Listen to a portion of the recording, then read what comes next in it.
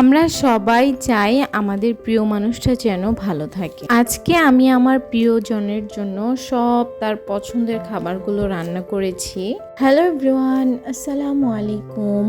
আশা করি আপনারা সকলেই ভালো আছেন। আমিও অনেক ভালো আছি আলহামদুলিল্লাহ। এই ভিডিওটা দিনাজপুরে যাওয়ার পর করেছিলাম, বাট অনেক দিন হয়ে গিয়েছে ভিডিওটা এডিট করাও হয় না আর আপনাদের সাথে শেয়ার করাও হয় না। আমাদের এখানে প্রায় 2 দিন ধরে অনেক বৃষ্টি হচ্ছে, তাই ভাবলাম ভিডিওটা যেহেতু আছে এটাই এডিট করে আপনাদের সাথে একটু শেয়ার করি।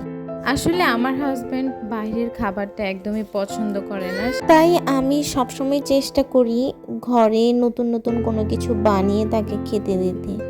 আর এমন কিছু বানিয়ে দিলে সে অনেক বেশি খুশি হয়।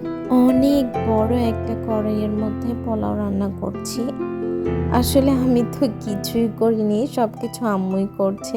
আমি শুধু বসে বসে একটু নাড়ানাড়ি করছি। এদিকে ভাতও রান্না করে ফেললো।